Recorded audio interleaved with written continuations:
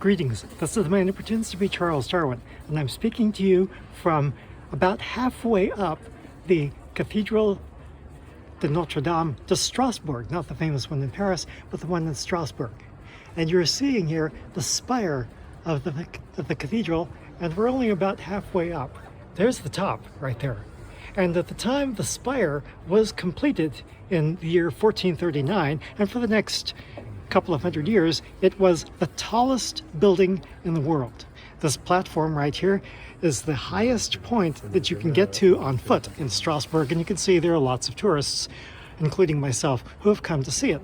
Now what you can see beyond this fence is mostly the roofs of Strasbourg, which is an interesting sight in itself, which you can see in two directions. And some of the roofs are very old, hundreds of years old, and others of them are more modern. But what I'm here to talk to you about is, since this is a science channel that I've posted this on, how can I get a science lesson out of this? Well, at the time the cathedral was started, down on the first floor in the year 1015, people had a very medieval concept of what the world was like. Not very many species, just the animals that could fit on the ark, for example, and that most of the world looked pretty much like the plain around Strasbourg, and that there wasn't much more about the world to understand.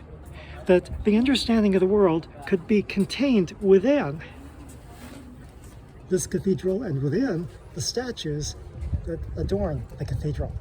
That this was pretty much what knowledge consisted of.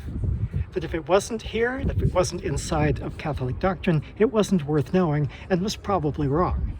And so the entire scientific understanding of the world has developed not only since the cathedral was started down several hundred feet below, but even since the time that the spire was finished in 1439. It was almost a century later when Copernicus was born. And during Copernicus's lifetime, it was heresy to consider that planets went around the sun. And by the time he died, that was still considered heresy in Galileo also. And however, it was only a couple of hundred years later that people, even the most religious people, began to understand that the planets went around the sun. And when in 1843 they constructed an astronomical clock, which you can still visit down on the first floor of the cathedral, that is a clock that keeps very accurate time, and in addition to that, it has a display of the planets going around the sun up through Saturn. They didn't know about the others at the time, but it showed the planets going around the sun. Not only was that no longer considered heresy, but it was embraced. As a matter of fact, today the Vatican has its own observatory, and the Vatican astronomer is a serious scholar, believe it or not. And so that entire development of science has occurred just during the time since the construction of this cathedral. Now, it might have occurred to people at the time that Strasbourg would not always be here. As a matter of fact, there are some cities, the size of Strasbourg, thankfully it's only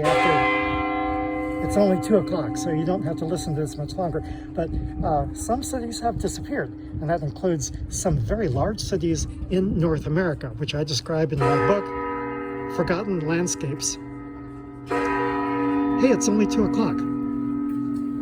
Okay, anyway, Forgotten Landscapes. Cities such as Cahokia, which the ruins of it are in modern-day Illinois, it just looks like a mound of dirt, or Spiro in Oklahoma, where you can't even see the mounds of dirt anymore. Those cities have disappeared.